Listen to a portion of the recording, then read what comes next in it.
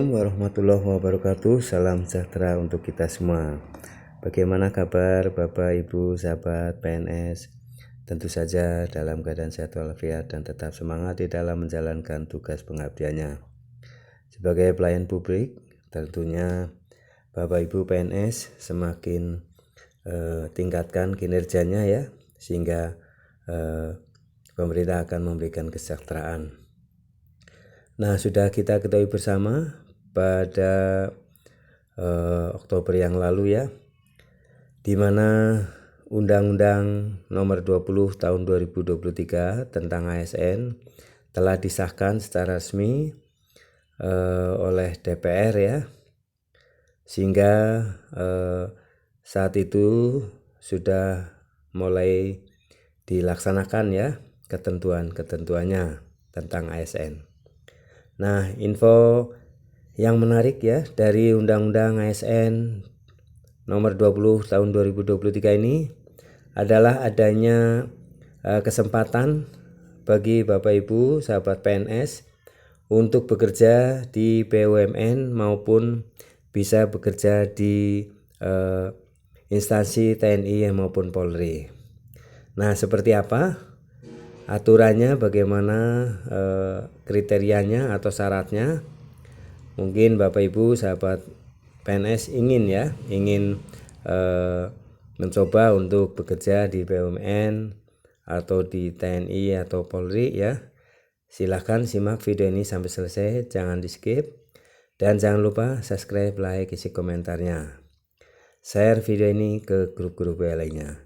Ini sebagai wawasan ataupun pencerahan ya, di mana undang-undang ASN ini perlu dipahami oleh Bapak Ibu sahabat PNS semuanya. Mari kita simak. Inilah video tentang PNS bisa kerja di BUMN, TNI, Polri, gaji ditinjau 3 bulan sekali, 3 tahun ya, maksudnya 3 tahun sekali ditinjau ya. Nah, seperti apa ya informasi ini, sangat menarik. Silahkan Bapak Ibu sahabat PNS ya, simak video ini sampai selesai, jangan di skip. DPR RI telah mengesahkan Undang-Undang tentang perubahan atas Undang-Undang Nomor 5 Tahun 2014 tentang Aparatur Sipil Negara atau ASN. Terdapat 8 fraksi yang menyetujui revisi Undang-Undang ASN untuk disahkan. Mereka adalah fraksi PDI Perjuangan, fraksi Golkar, fraksi Gerindra, fraksi Nasdem, fraksi PKB, fraksi Demokrat, fraksi PAN, dan fraksi P3. Dari perubahan tersebut, prajurit TNI dan anggota Polri tetap bisa menempati jabatan ASN tertentu sebagaimana ketentuan sebelum revisi. Hal ini sebagaimana tertuang dalam pasal 19 Undang-Undang ASN yang baru. Pengisian jabatan ASN dari prajurit Tentara Nasional Indonesia sebagaimana dimaksud ayat 2 huruf A dilaksanakan di instansi pusat, meliputi kementerian atau lembaga. Demikian bunyi pasal 19 ayat 3 Undang-Undang ASN, dikutip kompas.com Rabu 4 Oktober 2023 ya. Pengisian jabatan ASN dari prajurit TNI dan anggota Polri dilaksanakan berdasarkan permohonan penugasan dari instansi pusat. Ketentuan lebih lanjut mengenai pengisian jabatan ASN dari prajurit TNI dan Polri diatur dalam peraturan pemerintah. Meski demikian, pengisian jabatan ASN dari prajurit TNI dan anggota Polri tetap dilakukan secara terbatas dan selektif. Nah, ini ya. Jadi dari TNI maupun Polri bisa menjabat di ASN ya. Nah, namun ada beberapa yang kontra ya. Dikecam Komisi untuk Orang Hilang dan Korban Tindak Kekerasan atau Kontras mengecam keras Revisi undang-undang yang mengizinkan prajurit TNI dan anggota Polri tetap bisa menduduki jabatan ASN. Kontras melihatnya sebagai perkembangan terhadap hukum dan semangat reformasi yang menghendaki penghapusan dwifungsi ABRI serta penguatan terhadap supremasi sipil.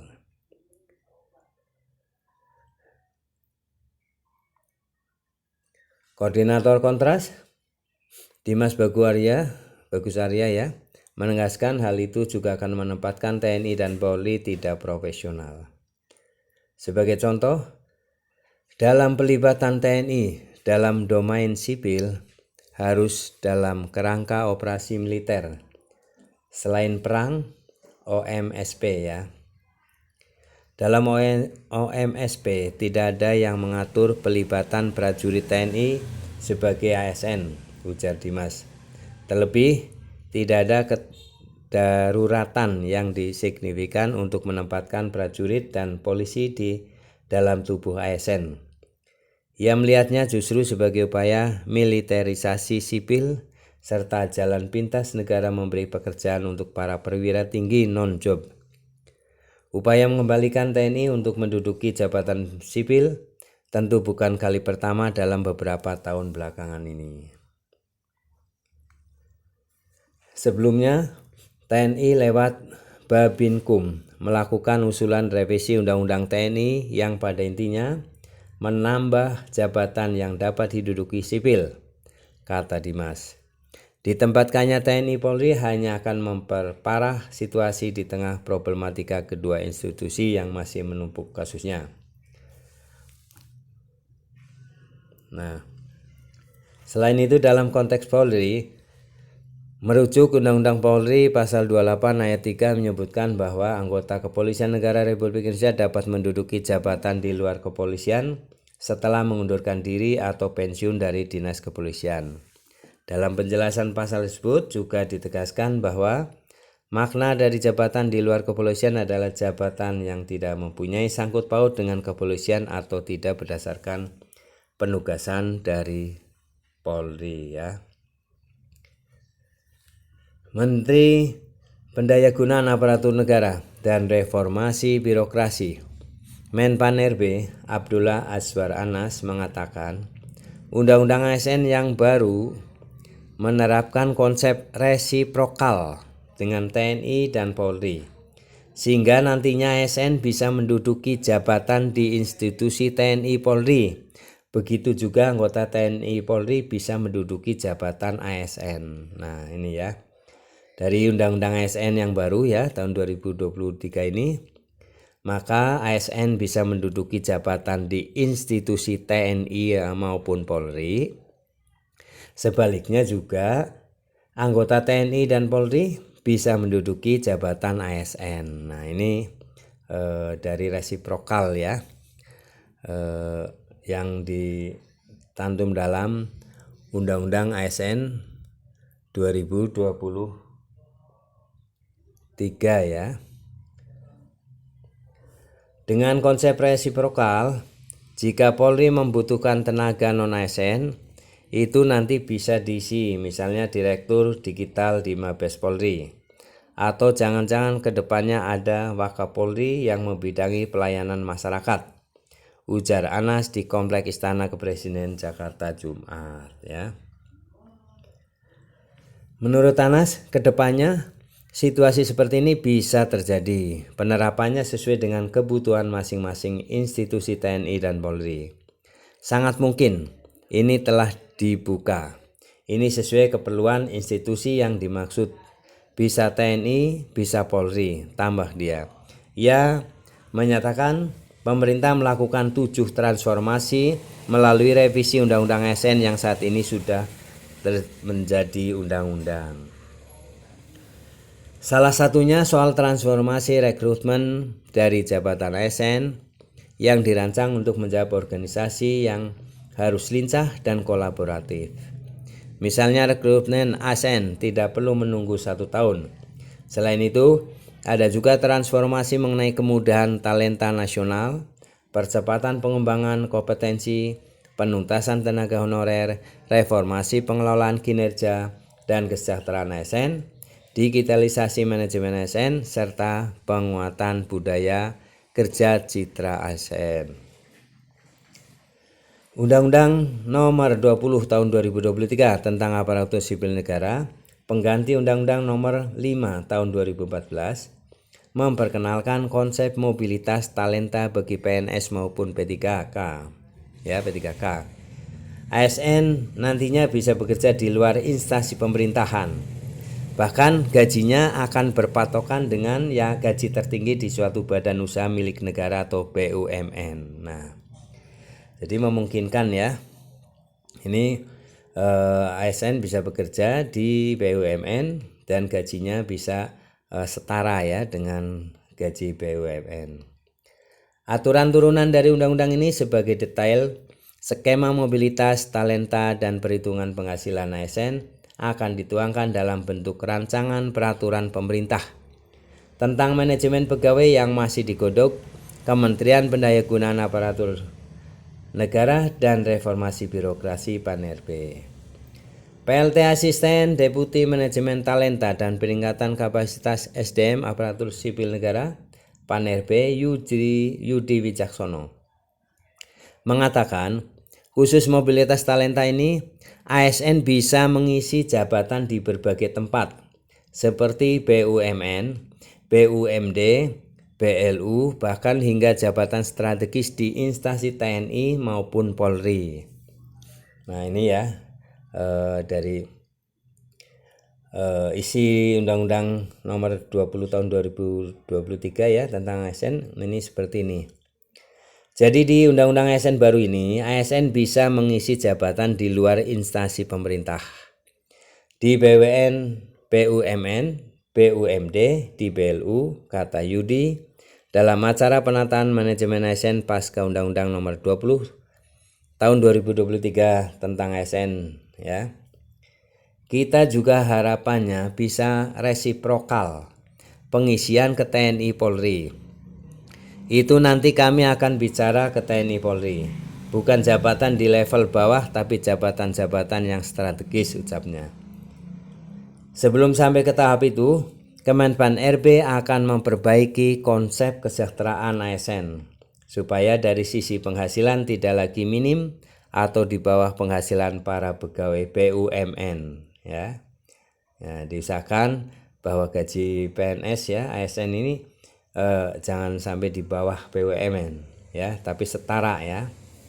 Salah satu perbaikannya yaitu melalui konsep single salary atau gaji tunggal. Nah, Bapak Ibu ya, sahabat PNS TNI Polri, tentu saja ini wacana single salary ini terus dibicarakan, terus dibahas, terus di uji coba ya, sehingga niat baik pemerintah untuk memperbaiki kesejahteraan PNS TNI Polri ini akan terwujud ya. Selama ini Bapak Ibu sering dengar single salary. Ini di DIM daftar inventaris masalah ya. Jadi sudah dijadikan fokus juga ya. RPP masuk ke porsi terbesar. DIM-nya panjang sekali, ungkap Yudi. Setelah konsep kesejahteraan ASN diperbaiki, dia memastikan penghasilan dan kinerja ASN akan semakin kompetitif dengan pegawai lain, khususnya yang dibandingkan dengan BUMN. Pasalnya, kata Yudi, ASN dengan pegawai BUMN sama-sama pekerja pelayan publik. Karena kita sama seperti mereka, sebenarnya kita adalah pelayan publik. BUMN adalah pelayan publik. Jadi apa yang diterima teman-teman kita di BUMN harusnya juga bisa kita terima. Karenanya kita buka mobilitas talenta. Kita bisa ke BUMN, mereka bisa ke kita, tuturnya. Dengan perbaikan ini, dia memastikan tak akan ada lagi ketimpangan penghasilan yang membuat pegawai BUMN enggan menjadi ASN. Sedangkan ASN termasuk PNS dan P3K sangat ingin menjadi pegawai BUMN. Maka penghasilan ASN pun menurutnya akan ditinjau nantinya minimal setiap 3 tahun sekali dengan mengacu pada gaji atau penghasilan pegawai BUMN tertinggi. Karena penghasilannya timpang ya, jomplang, maka sistem penggajian yang baru nanti kita setiap 3 tahun sekali akan kita lakukan yang namanya benchmarking ya, penghasilan di BUMN, dan kita akan ambil percentile di BUMN itu, mana gaji tertinggi di BUMN kita, nanti ambil percentilenya. Jadi kita akan terus keep up dengan mereka, kata Yudi ya. Demikian ya Bapak Ibu sahabat PNS TNI Polri, bahwa di Undang-Undang Nomor 20 Tahun 2023 tentang ASN itu dimungkinkan ya, dari ASN bisa menempati institusi TNI Polri maupun BUMN. Sebaliknya juga dari BUMN TNI Polri bisa menduduki di ASN ya. Baik, terima kasih atas perhatiannya. Mohon maaf apabila ada kesalahan dalam pembacaan. Sampai jumpa kembali. Jangan lupa subscribe, like, isi komentarnya, dan semoga ini bisa menambahkan pencerahan wawasan tentang resiprokal ya. Terima kasih atas perhatiannya. Assalamualaikum warahmatullahi wabarakatuh.